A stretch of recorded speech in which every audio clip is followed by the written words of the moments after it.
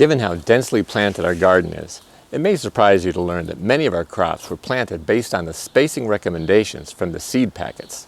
Though most seed packets talk about planting in rows, it's very easy to take those same spacing recommendations that they make for rows and apply them to intensive planting methods like square foot gardening. Today I'll show you how.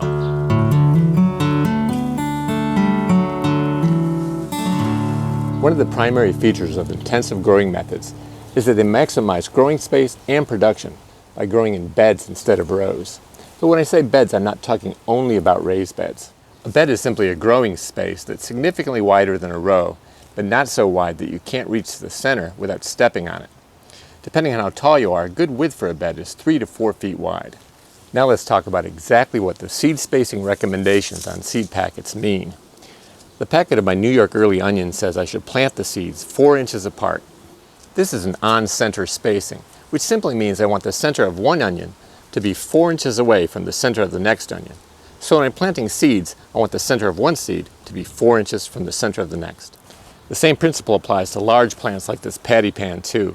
The seed packet says to space these plants 3 to 4 feet apart. And again, that means I want the center of this plant to be 3 to 4 feet away from the center of the next. Any closer than that, and I'll have more problems with powdery mildew, and pollinators will have a hard time finding the flowers. Now let's take a look at how you can apply row-based seed spacing recommendations to 2 different intensive planting methods. We'll start with Mel Bartholomew's square foot gardening. All of my carrot seed packets say the same thing. Space carrots 3 inches apart. So here's a row of carrots where the center of each carrot is 3 inches from the center of the next. But square foot gardening plants in beds instead of rows and conceptually divides the beds into square feet. So let's look at 1 square foot and see how I'd plant carrots in that area using the spacing recommendation from the seed packets. With a spacing of 3 inches, I can fit 4 carrots in each row and column of the 12-inch square. And when I fill in all 4 rows of 4 carrots, I have a total of 16 carrots per square foot. And here it is distilled down to a formula. Plants per square foot equals 12 divided by plant spacing in inches squared. The same formula works for all crops with a spacing of a foot or less. For example, my New York early onion seed packet recommends a spacing of 4 inches. 12 divided by 4 is 3, and 3 squared is 9. So I can plant 9 New York early onions in a square foot. And my celery seed packet recommends a spacing of 6 inches. 12 divided by 6 is 2, and 2 squared is 4. So I can plant 4 celery plants per square foot. But what about plants that require a spacing of more than 1 foot? That's simple. If a plant needs 2 feet of space, all you have to do is plant it in the center of a 2 by 2 foot square. And a plant like this patty pan, which needs about 4 feet, would be planted in the center of a 4 by 4 foot square. Now let's take a look at another intensive planting strategy that gives us even more plants per square foot than square foot gardening does.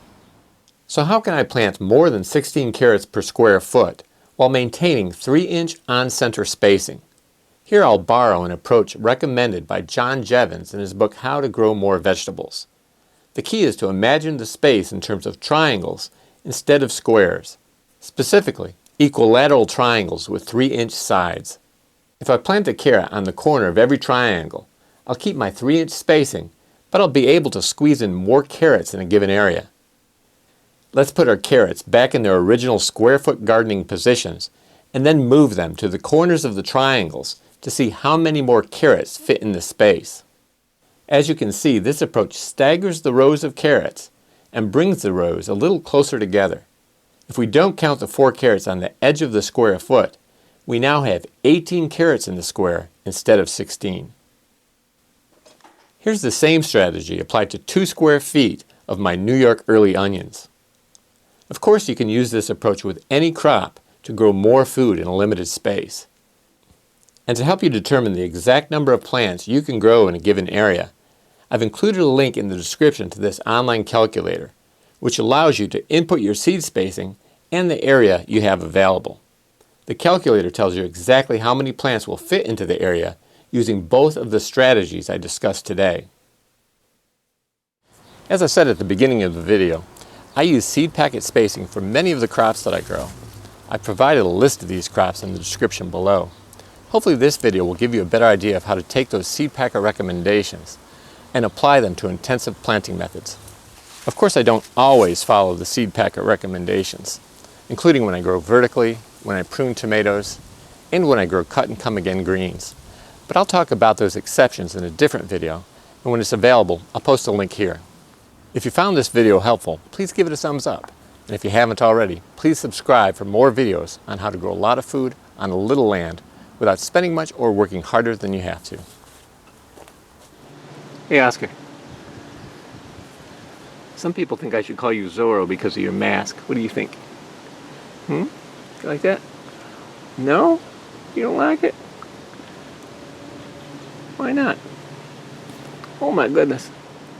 Ow. Oh, you dangerous animal. Alright. We're keeping Oscar. We'll keep Oscar. That's alright.